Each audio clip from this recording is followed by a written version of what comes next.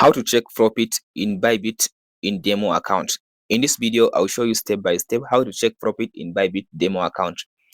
After you open the Bybit demo account on your mobile phone, so you go to assets. After you go to your asset, so now you tap on this history button, this one.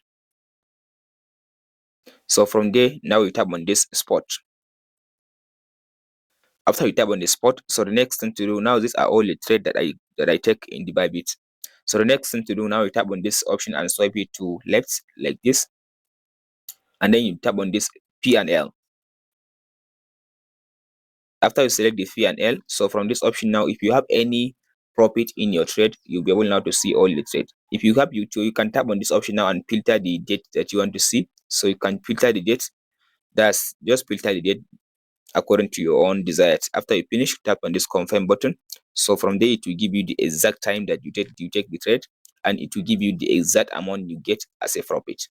If this video helps, don't forget to like and subscribe.